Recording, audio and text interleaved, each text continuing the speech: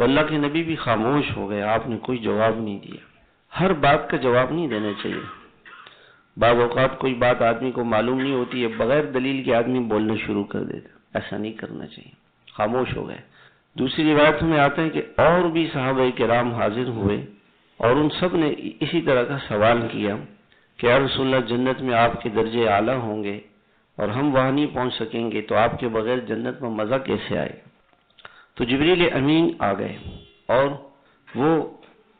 جبریل امین آ گئے اور انہوں نے کہا کہ اللہ پاک نے قرآن کی آیتیں نازل فرما دی، اور اللہ تعالیٰ نے یوں فرمایا وَمَن يُطِعِ اللَّهَ وَالرَّسُولَ فَأُولَٰئِكَ مَعَ الَّذِينَ أَنْعَمَ اللَّهُ عَلَيْهِم مِّنَ النَّبِيِّينَ وَالصِّدِّيقِينَ وَالشُّهَدَاءِ وَالصَّالِحِينَ وَحَسُنَ أُولَٰئِكَ رَفِيقًا، کہ جو دنیا میں اللہ اور اس کے رسول کی حکموں کی پابندی کرے گا، اللہ کے حکموں پر چلے گا، اللہ کے نبی کی سنتوں پر چلے گا، تو قیامت میں یہ آدمی نبیوں کے ساتھ ہوگا، صدیقین کے ساتھ ہوگا، جو سچے لوگ ہیں، جو ساری زندگی اللہ اور اس کے رسول کے ساتھ سچے رہے، ان کے ساتھ ہوگا، اور شہداء کے ساتھ ہوگا،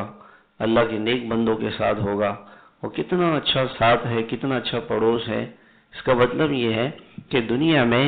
اگر انسان نبیوں کی صحبت میں رہے اور وہ لوگ جو نبیوں کی تعلیمات دیتے ہیں، اللہ کے نیک بندے ہیں، ان کی صحبت میں رہے تو قیامت میں بھی انہی کے ساتھ ہوگا، اور دنیا میں کوئی برے لوگوں کے ساتھ رہے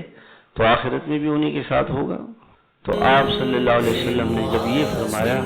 تو وہ صحابی بڑے خوش ہو گئے۔